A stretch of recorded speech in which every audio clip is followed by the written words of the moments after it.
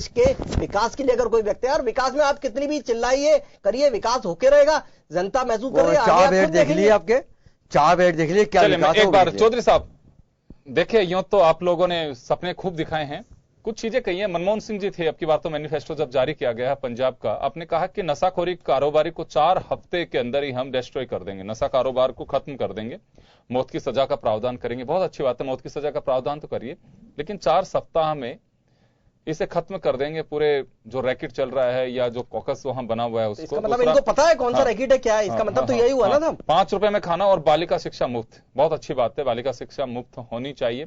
यह एक सवाल है मेरा आपसे, किसानों का कर्जा भी आप माफ करेंगे, जो मोटी मोटी बात बता रहा हूं, अब 25 लाख नौकरियां देंगे। 25 लाख नौकरियों का जो मेरा सवाल है वो इस नाते है कि राजस्थान में 15 लाख नौकरियों की बात की है वसुंधरा राजे ने।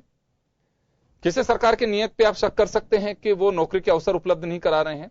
आप 25 लाख नौकरियां जो देंगे, मैंने पहले भी कहा था जब मैनिफेस्टो जारी किया था कि 25 लाख नौकरियां का आधार अगर थोड़ा बहुत बना दें तो 2 साल का वक्त वसुंधरा राजे के पास में, पौने 2 साल का है, थोड़ा फॉलो कर सकते हैं कि वास्तव में अगर मैं 15 लाख नौकरियों में कहीं अगर मैं पिछड़ रही हूं तो कांग्रेस किस रूट मैप से वहां पे उपलब्ध कराएगी, थोड़ा ये भी कोशिश कर सकते हैं, क्योंकि छोटा राज्य है, यहां 200 विधानसभा सीटें, 117 हैं।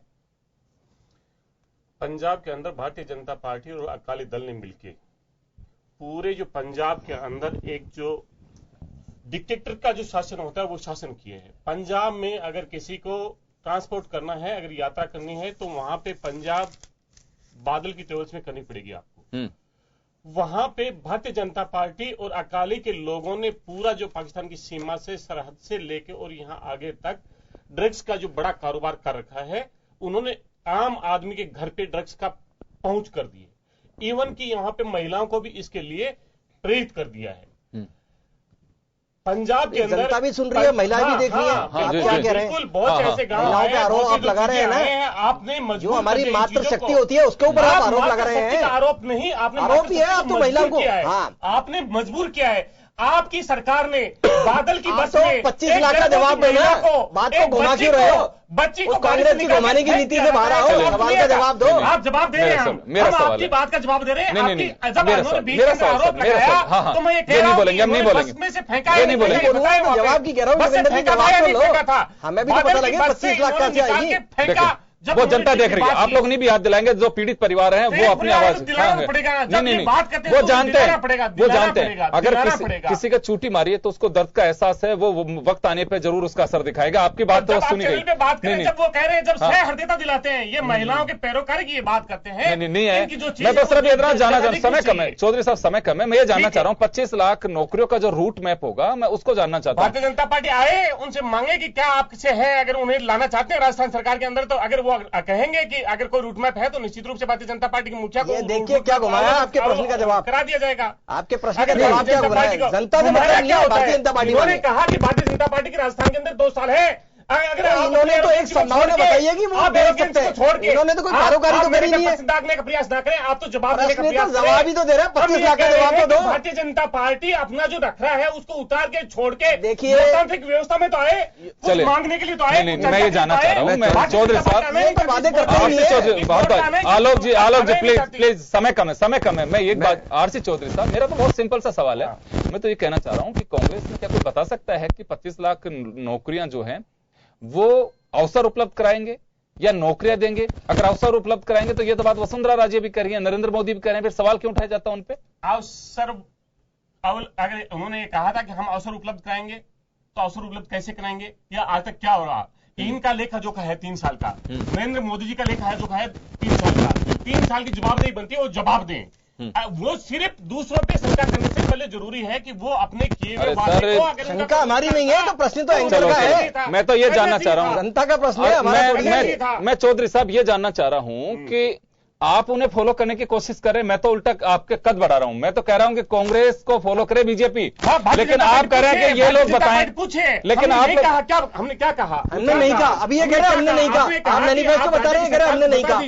2 साल राजस्थान के बच्चे हैं, आपने ये कहा मेरे को कि 2 साल बात बच्चे हैं, पंजाब तो की हो रही है, राजस्थान में उस पे तो भारतीय जनता आओ। पार्टी बता दीजिए, भारतीय जनता पार्टी एरोगेंसी छोड़ के इस सरकार की जो मुखिया है वो अपने विधायकों से तो चर्चा करने लग जाए, लोकतांत्रिक व्यवस्था में तो आ जाए, सर, विधायकों का अलग वोट है। में तो आ जाए, मतलब नौकरी आएगी, सदन चलेगा, ये तो नौकरी के रूट मैप की बात की, तो नौकरी के रूट मैप की बात की है। नौकरी अब देख लिए कैसा मैप है, प्रश्न को घुमाता है जो नौकरी के आदमी क्या रूट मैप पे बात करना चाहते हैं कि भारतीय जनता पार्टी की मुखिया माननीय वसुंधरा राजे जी चलिए। अपने विधायकों से जो चर्चा नहीं, नहीं, करना नहीं, पंजाब के रूट मैप क्या का करेगी? मैं- दिमाग में बैठी हुई है। आलोक जी प्लीज मत बोलिए। अब आरसी चौधरी साहब आपका वक्त हो चुका है, आप एक बार आप रुकिए, मैं आम आदमी पार्टी पर फोकस करना चाहूंगा। मैं जानना चाहूंगा भंडारी साहब कि कुछ वादे बहुत महत्वपूर्ण आप लोगों ने भी किया है कि डिप्टी सीएम बनाएंगे, नशा मुक्त पंजाब होगा, बेरोजगार मुक्त कर देंगे। आपने तो 2 कदम कांग्रेस से भी आगे हैं, आपने तो कहा है कि बिल्कुल बेरोजगारी नहीं, इनकी जहां जहां सरकारें हैं, ये जो कह रहे हैं पहले वहां कह रहे ना, जैसे कांग्रेस के 5 हजार सरकार है,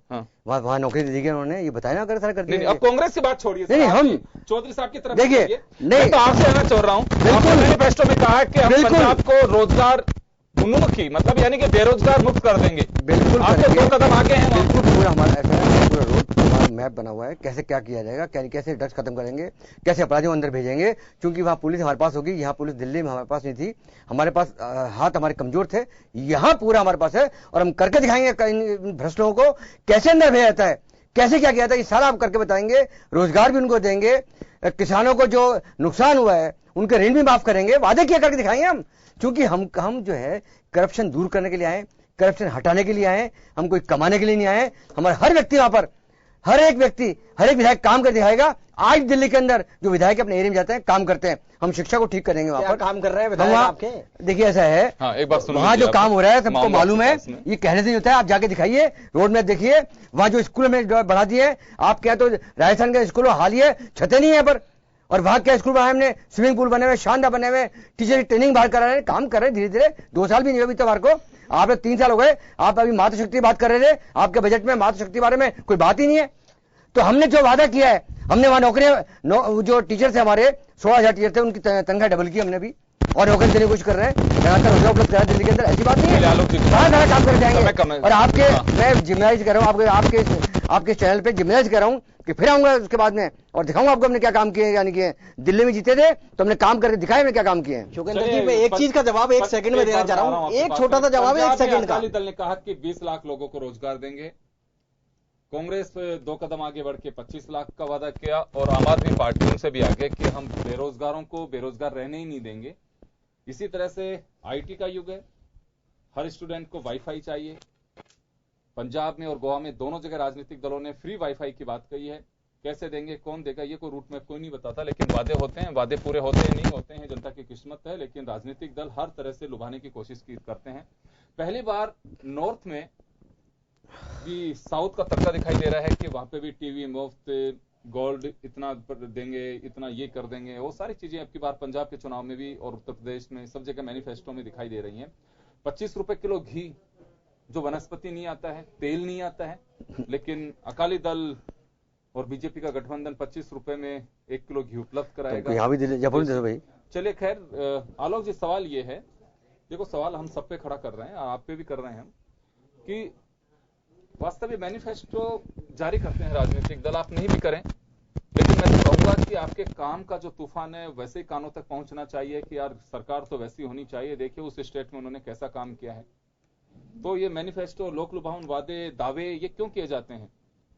देखिए योगेंद्र जी, आपने बिल्कुल सही कहा कि लोक लुभावन वादे क्यों किए जाते हैं। तो ये जो शब्द है ना, लोक लुभावन, जितने सालों से इस देश पर जिस पार्टी ने राज किया है, ये नीति है, तो लोगों के आपकी भी गलती नहीं है। आपने किया ना यार, 15 लाख है, 15 लाख। देखिए बस योगेंद्र जी, अभी कह रहे देने जाते हैं बातों पे, बोलने तो दें, सुनने तो दें, जनता को सुनने तो दें। तो सबसे बड़ी बात यह है कि एक चीज तो ये हुई, अभी आपने देखा कि मातृशक्ति पे अभी भंडारी जी ने आप एक बात कही कि आपकी सरकार के बजट में कुछ नहीं आया। भंडारी जी बजट का आकलन तो कीजिए, 1,84,000 करोड़ रुपए महिला और बाल विकास के लिए दिए गए, और उसमें से केवल 500 करोड़ रुपए महिला मातृशक्ति के लिए थे। तो कम से कम आइए, मैं आप ही के सवाल पे आ रहा हूँ, मैं आपके उस सवाल पे आ रहा हूँ। आपने जो बात करी है कि आप देखिए मैनिफेस्टो पे आ रहा हूँ, तो आपको मैं ये कह रहा हूँ कि हमारा मैनिफेस्टो सिर्फ ये नहीं है कि कोई दूसरे को देखकर दिखाने के लिए मैनिफेस्टो बनाया जाता है। बात आप घी की बात कर रहे हैं, तो क्यों, जब आप देखिए कि जो सरकार अच्छा काम करेगी, जब महंगाई कम होगी, तो अपने आप हर चीज की, जब 10 साल से 10 साल से हो सका सर। बात पूरी करिए, क्योंकि आप लोग बिल्कुल, मैं आपको कह रहा हूं कि जो वादे किए हैं वो निभाए जाएंगे। वाईफाई डिजिटल इंडिया प्रधानमंत्री का सपना है। वाईफाई उसी डिजिटल इंडिया को ही आगे बढ़ाने की दिशा में एक कदम होगा, उसीलिए उस वाईफाई का वादा है। और जो भी मैनिफेस्टो में वादे किए हैं उनको सरकार पूरा करेगी। वादे सिर्फ दिखाने के लिए नहीं है। प्रदेश और केंद्र में कमी पाई और वहां पे पंजाब में कमी जा रही है। समय कम है, तो पंजाब और गोवा में चुनाव प्रचार थम चुका है। शनिवार को वहां पे वोटिंग होनी है और वोटिंग में सभी की जो प्रत्याशी हैं उनकी किस्मत ईवीएम में पैक होगी। 11 मार्च को उसके बाहर निकलेंगे कि कौन कौन से 117 पंजाब में नए चेहरे, विधायक, पुराने चेहरे किस तरह के निकल करके आते हैं और 40 वो चेहरे कौन से होंगे जो गोवा से निकल करके आएंगे। जैसे जैसे चुनाव का वक्त नजदीक, काउंटिंग वक्त नजदीक आएगा, वैसे से अलग अलग राज्यों में अलग अलग चरणों में मतदान भी होगा। सबसे बड़ा जो मतदान का जो दौर चलेगा वो उत्तर प्रदेश में चलेगा। बड़ा राज्य है, 403 विधानसभा सीट है, लेकिन रोचक मुकाबला कहा जा सकता है। इस बार तो जो राजनीतिक दलों ने लोक लुभावन वादे किए हैं उस पर भी सवाल है कि जनता के जहन में कितने उतर पाएंगे। और हम जो बात कर रहे हैं 4 तारीख के मतदान की, अब ये देखने वाली बात होगी कि वोटिंग कैसी होती है। लेकिन हम फिलहाल यही कहना चाहेंगे, आप मतदान जरूर करिए और अपने मताधिकार का प्रयोग करिए, वो आपको संवैधानिक अधिकार है। तभी एक मजबूत सरकार बन सकेगी। और वादे हैं राजनीतिक दल करते आए हैं, पहली मर्तबा नहीं कर रहे हैं, लेकिन कितने जनता के विश्वास पे खरे उतरते हैं ये देखने वाली बात होगी। चलिए, बहुत बहुत शुक्रिया आप सभी का, और खास खबर में इतना ही। दीजिए इजाजत, नमस्कार।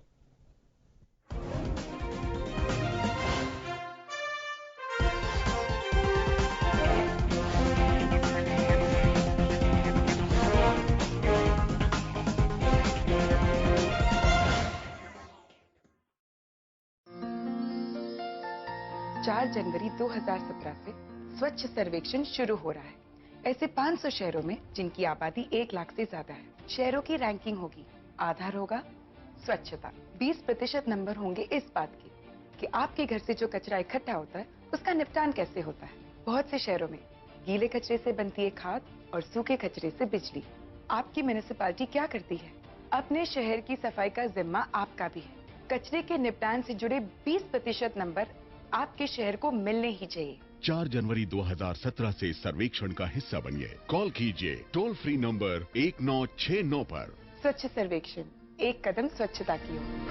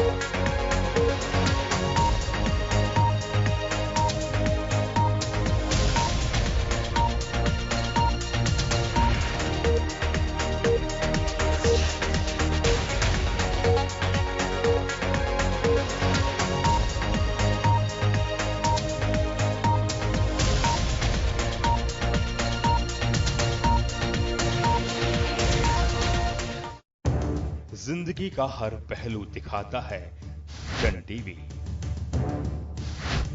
शख्सियतों से होती है मुलाकात, बहती है सुरों की गंगा राग और ताल के साथ। मन को पावन करता तीरथ, भुलाता सारा अभिमान। हम करते हैं नारी युग का सम्मान।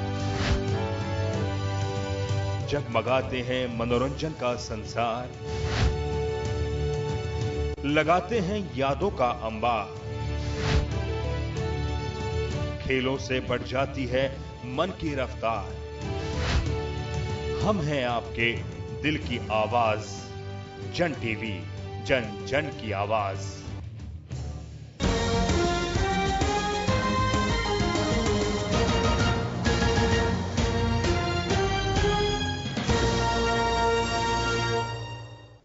नमस्कार, जन टीवी में स्वागत है आपका। मैं हूं योगेंद्र, आप देख रहे हैं एक मुलाकात।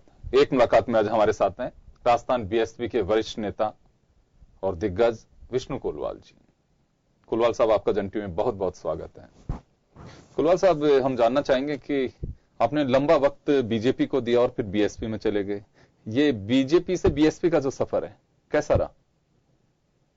देखिए योगेंद्र जी, जब मैं भारतीय जनता पार्टी में 77 से जनता पार्टी के जमाने से मैं था और आपातकाल में जेल में भी था मैं, जब हमको ये शिक्षा दी जाती थी कि आदमी को ईमानदार रहना चाहिए, आदमी को ईमानदारी से काम करना चाहिए, ये शिक्षा हमको संघ से मिली थी। और चूंकि मैं आपातकाल में जेल में था, जेल के बाद जनता पार्टी टूटी भी 80 में भारतीय जनता पार्टी बनी।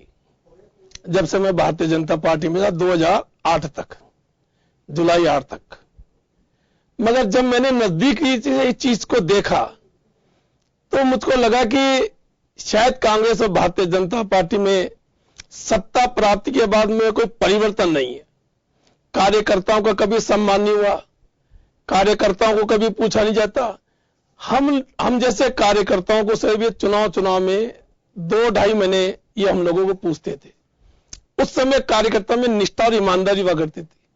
कार्यकर्ता अपने पैसे से खाना खाता था और अपने पैसे से ही काम करता था। मगर अब जब ये कांग्रेस की संस्कृति भारतीय जनता पार्टी में देखी तो फिर मुझे लगा कि शायद भारतीय जनता पार्टी और कांग्रेस में कोई भी फर्क नहीं दिख रहा सत्ता में आने के बाद।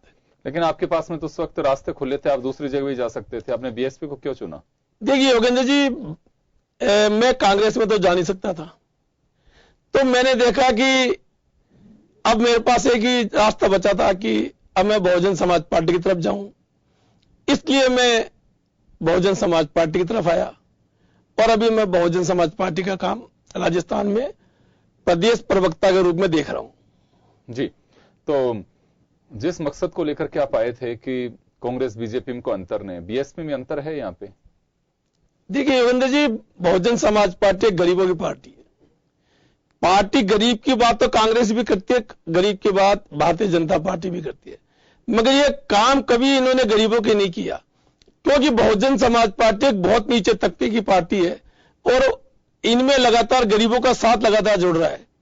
सवाल ये होता है कि जब जब भी चुनाव आते हैं, जनता करीबन 4.5 साल तक हम लोगों के साथ रहती है, मगर जब चुनाव आते हैं तो चुनाव में जिस प्रकार का लेन देन, जिस प्रकार का जो 2 महीने जो दिवाली होली जैसी परंपरा जब चालू हो जाती है, वह हम लोग इन दोनों पार्टियों से पिछड़ जाते हैं, क्योंकि हम लोगों के पास एक तो पैसा नहीं होता है और हमारे पास एक उम्मीदवार जो होता है वो गरीब परिवार से उठ के आता है। तो इसलिए, पर मुझे जब भी अच्छा लग रहा है कि मैं बहुजन समाज पार्टी में हूं, कम से कम मैं सच्चाई गरीबों के साथ तो हूं कम से कम। जी, लेकिन आप करें गरीबों की पार्टी है, आपकी पार्टी पे लगातार ये आरोप लगते हैं कि टिकटें यहाँ बेचे जाते हैं, बिना पैसे के टिकट ही नहीं मिलते हैं। देखिए योगेंद्र जी, ये सब बातें उस समय होती है जब आदमी चुनाव लड़ने के वक्त आता है, उस समय वो ये बातें नहीं करता है। चुनाव लड़ने के बाद वो हार जाता है तब ये बातें उत्पन्न होती है।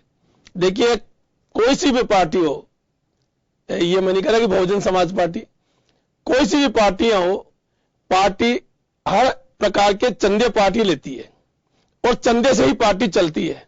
सवाल है कि टिकट बेचते कि नहीं बेचते। आज खुद ओम प्रकाश जी माथुर जो भारतीय जनता पार्टी के नेता है, उन पे आरोप लगे कि टिकट बेचते हैं। देखिए मैं कह रहा हूं, चुनाव हारने के बाद वो व्यक्ति ये बोलता है कि मैंने पैसे दिए थे, तो कम से कम उसको सोचना चाहिए कि पहले क्यों नहीं बोल रहा जब टिकट ले रहा है। जब ये एकदम निराधार आरोप है। अगर ये देखिए, मैंने संगठन के लिए पैसा चाहिए तो विषय हुआ अलग, और संगठन से वो राजी खुशी पैसे देता है, उस समय कोई टिकट की बात नहीं होती है। जब टिकट की बात होती है और जब पैसे की बात होती है तो आरोप कांग्रेस और भारतीय जनता पार्टी मिलकर हम पे आरोप लगाती है। मगर सच्चाई तो यह है कि हम गरीबों की पार्टी है, हमारी नेता गरीबों की मसीहा है, और इसी कारण से हम लोगों पे आरोप लगाया जाता है कि हम पैसे लेकर टिकट बेचते हैं। एक व्यक्ति आरोप ये साबित कर दे कि मैंने पैसे दिए हैं, वो बताइए, कहने में और करने में बहुत डिफरेंस है। जी, ऐसा कुछ देखा आपने सभी राजनीति में, एक चीज ऐसी कॉमन हो जिसके लिए कहा जा सकते हैं हाँ सभी राजनीतिक दलों में ये चीज तो कॉमन है, ऐसा क्या है? ये तो चंदा है। पार्टी में जो चंदा आता है ना वो कॉमन में आता है। वो जो भी लोग देते हैं वो तीनों पार्टियों को पैसा देते हैं। किसी को 1 लाख देते हैं तो किसी को 50,000 देते हैं तो हमको 10,000 रुपए देते हैं। चंदा देने वाले लोग जो हैं वो तीनों पार्टियों को राजी रखते हैं, तीनों पार्टियों को चंदा देते हैं।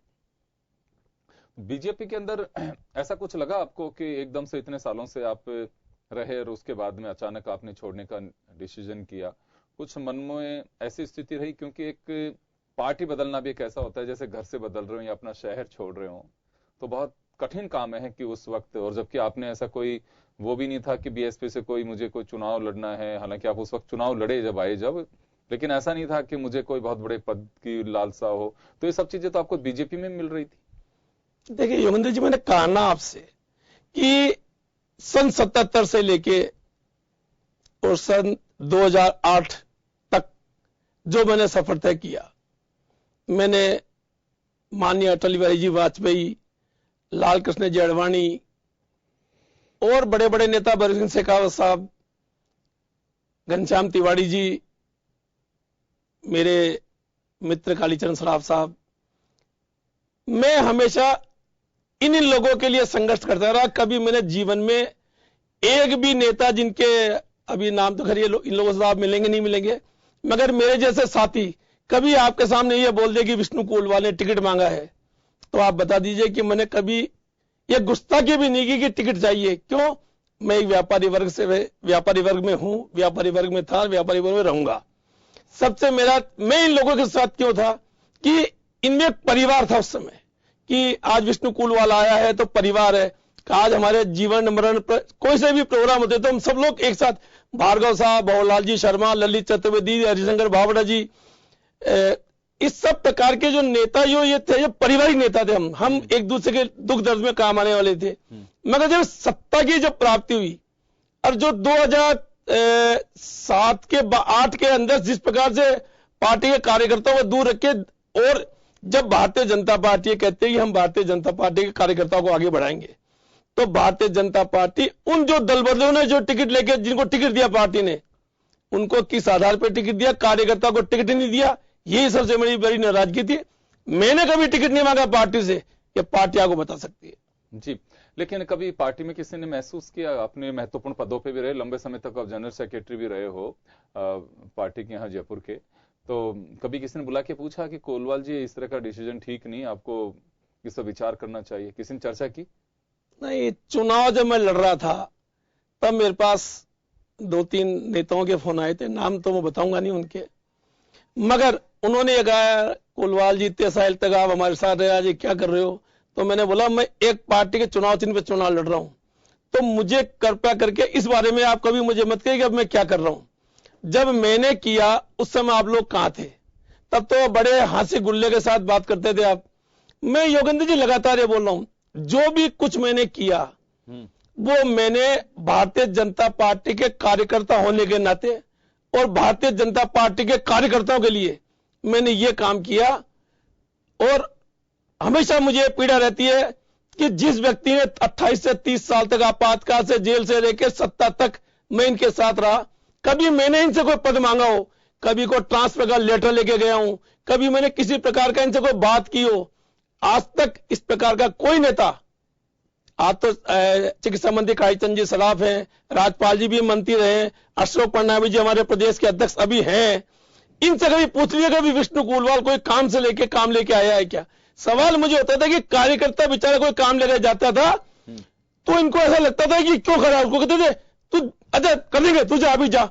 मगर जिस प्रकार से ये इस पार्टी में जो भ्रष्टाचार फैला है वो इतनी चरम सीमा पे हो गया है। तो पार्टी बची है जिसमें आप कह रहे हैं कि भ्रष्टाचार फैला, जिसमें भ्रष्टाचार नहीं हो या फिर लोकतांत्रिक प्रणाली को पूरी तरह से फॉलो किया जा रहा हो? नहीं, योगेंद्र जी ये बात आपकी सही है, सच्चाई है ये बात, इसमें कोई दोहराई नहीं है। सवाल इस बात का है कि जिस पार्टी का शासन रहेगा, इस प्रकार के अधिकारी होते हैं कि वो अवसरवादी आदमी होते हैं, वो अवसर देख के उस जगह घुस जाते हैं, वो कैसे भी उस जगह तक पहुंच जाते हैं। सवाल है कि भ्रष्टाचार तो दिखता है, सवाल है कि भ्रष्टाचार को अपन दूर कितना रख सकते हैं, उतना कम से कम नेताओं को रखना चाहिए। और जिस जनता ने तन मन धन से जयपुर में भारतीय जनता पार्टी की जो सेवा की है, मेरे जैसे बेचारे एक जिम्मी जब रामरथ यात्रा निकल रही थी, वो नागर रोड पे पोस्टर लगा रहा था, वो जब मर गया, हमने जब स्वच्छता मंत्री पंडित भंवरलाल शर्मा थे, मैंने बोला साहब कम से कम इसकी वाइफ टीचर लगी है बाहर, इसको कम से कम जयपुर में ला दो, कम से कम इसको 11 लाख का अपने फंड इकट्ठा करके दे देते हैं। जी तुम लोग जानो, हमारा काम थोड़ी है, कार्यकर्ताओं का विषय है। तो जब कार्यकर्ताओं का सम्मान जिस पार्टी में नहीं है, उस पार्टी में योगेंद्र जी रहने से क्या फायदा? कार्यकर्ताओं के वैसे कुछ वक्त रहा है कार्यकर्ताओं का जिस पे ये कहा जा सके कि नेता मंच से तो कहते हैं कि कार्यकर्ता ही हमारी ताकत है जिसकी वजह से हम यहाँ खड़े हैं, लेकिन जब सत्ता में आते हैं तो कार्यकर्ताओं कितना पूछा जाता है? ये तो आप बात बहुत पुरानी बता रहे हैं। आज के दौर में, आज के दौर में भारतीय जनता पार्टी के पास एक भी कार्यकर्ता ऐसा नहीं है जो बिना पैसे के काम करता है। नहीं, दूसरी पार्टियों की स्थिति है? नहीं, दूसरी समझे नहीं साहब। कांग्रेस की संस्कृति तो ओपन है, वो तो कहते हैं काम के बदले अनाज योजना है। उनका तो काम है कि काम बता भैया, तूने काम बता, हमने तुझे दे दिए, अब तू काम लेकर तू हमको दे दे। सवाल है, यही तो नीति थी जब मैं भारतीय जनता पार्टी में था, मगर भारतीय जनता पार्टी ने इसको भी लांग दिया और वो उस कदम से आगे बढ़ गए कि आज जो अधिकारी कांग्रेस के राज में थे, वो अधिकारी भारतीय जनता पार्टी के मंत्रियों के साथ सरेआम घूमते। चलो, घूमने से कोई मुझे नहीं लगता काम कर रहे हैं सर। वो सरकार ब्यूरोक्रेट जो है वो तो 5 साल के लिए नहीं बनते ना, वो तो लंबे समय के 35 साल के लिए बनते हैं, लंबे समय के लिए रहते हैं। तो सरकार में कहीं किसी के साथ तो रहना ही पड़ेगा। नहीं, सवाल योगेंद्र जी, नौकरी सरकार लगाएगी वहीं जाएंगे वो। सवाल योगेंद्र जी, जब नगर निगम में हम लोग कचरा डालने जाते थे, जब हम लोग इनके लिए नारे लगाने जाते थे, तो उस समय तो नेता बोलते थे भ्रष्ट बेईमान चोर है, मगर जैसे ही राज बदला तो तुरंत वो अधिकारी इनके पास आ गए। तो वो कहां रहा भ्रष्टाचार का आचरण? कहां गया वो भ्रष्टाचार? कहां गया वो भ्रष्ट अधिकारी? अब तो बल्कि हमारी स्थिति कार्यकर्ता की होती थी, आप बाहर जाइए, समझते नहीं हो, काम करने दो हमको। इस प्रकार के जब कार्यकर्ताओं की स्थिति, मैं खास कर एक बात बता दूं योगेंद्र जी, भारतीय जनता पार्टी में संघ परिवार एक ऐसा परिवार है जिसके आदेश को संघ का कार्यकर्ता मानता है। और ये क्या, आज अभी मेरे साथ चलिए, मैं आपको 1000 जगह ले चलता हूं। कार्यकर्ता क्या बोलता है, ऐशो रात तो जिंदगी में कौन देखो, मगर जो चुनाव आते हैं ना, तब ये जातिवाद की बात करते हैं, ये धर्म की बात करते हैं। इस प्रकार से जो हमारे संघ के जो कार्यकर्ता हैं, क्योंकि यहां संघ का अच्छा प्रभाव है और वो एक एक घर में एक एक आदमी को जानते हैं, उन लोगों को ये जाके कहते हैं चलो भाई साहब गलती होगी। जो पौने 5 साल तक गाली बक रहा है, पान की दुकान पे खड़ा होकर गाली बक रहा है, चाय की दुकान पे खड़ा होकर बातें कर रहा है, पार्टी की बुराई कर रहा है, मगर जो चुनाव में 2 दिन पहले और यार यो आ जाओ लो तो यो जीत जाओ लो, आप लोग तो काम खराब हो जाओ लो, ये कार्यकर्ताओं को इमोशनल ब्लैकमेलिंग करके और चुनाव जीतते हैं। देखिए कब तक जीतेंगे, एक दिन इनको इस पता पड़ जाएगा। एक बार आरएसएस ने राजीव गांधी जी का भी साथ दिया था, क्यों कि जब उनको लगा कि आदमी कुछ कर सकता है। तो अभी तो क्या है कि सरसंघचालक साहब तो भी तो पिंजरे में फंसे हुए, उनके गाड़े लगा दी, वक्त आएगा जब क्या होगा। मगर भारतीय जनता पार्टी ने जनता को इतना निराश किया, इतना उनको शासन दिया और राम मंदिर भूल गए, राम मंदिर भूल गए। नहीं योगेंद्र जी, जब चुनाव आते ना तब राम जी महाराज याद आ जाओ चैने, इससे पहले यानी राम जी याद को ने उत्तर राम जी निकल गए उनके मन से। तो आपने बीएसपी से ज्यादा बीजेपी की चर्चा की है, तो अभी तक उस मोह से बाहर नहीं निकल पा रहे हैं आप? नहीं, मैं मेरी पार्टी की नेता बहन मायावती जी का बहुत सम्मान करता हूं और वो वास्तव में गरीबों के नेता है। उनके बारे में कितने प्रकार के लांछन आरोप लगाए जाते हैं। चलिए मैं वापस लौटूंगा आपके पास में, एक छोटे से ब्रेक के लिए रुकेंगे, ब्रेक के बाद में हम वापस एक मुलाकात में लौटेंगे, छोटे से ब्रेक के लिए। किसानों की खुशहाली है उन्नत फसल, बीज, सिंचाई और बीमारियां, इन सभी परेशानियों से ना पड़े आपको 2-4 होना। इसीलिए हम लाए हैं किसान भाइयों के लिए धरती उगले सोना, सिर्फ जन टीवी पर।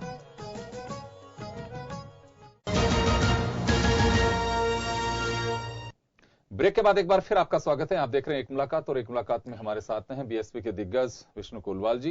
कुलवाल साहब, आपने चर्चा की ब्रेक से पहले, तो आपने ज्यादातर जो चीजें हैं वो बीजेपी से जुड़ी हुई बताई है, बीजेपी की 10 कमियां भी आपने गिनाई हैं, बीएसपी में कुछ कमियां होंगी, या इसे मैं पीड़ा मानूं आपकी, या फिर वो मोह बीजेपी में जो लंबे समय तक आप रहे हैं वो नहीं छूट पा रहा अभी तक? योगेंद्र जी, आज भी भारतीय जनता पार्टी के कार्यकर्ता हैं, जो मेरे साथ कार्यकर्ता थे, उनसे मेरे आज भी पारिवारिक संबंध है। इसका मतलब नहीं है कि मैं बीएसपी में हूं तो मेरे संबंध नहीं रहेंगे। क्यों? कि मैंने कार्यकर्ताओं का बहुत सम्मान किया है। सवाल है कि आज हमारी जो पार्टी राष्ट्रीय अध्यक्ष बहन मायावती जी, उनके बारे में कितने प्रकार के आरोप प्रत्यारोप लगाए जाते हैं। मैं कहता हूं वो इतनी सात छवि की है कि वो जितनी गरीबों की मददगार है, हमेशा उन्होंने बोला कि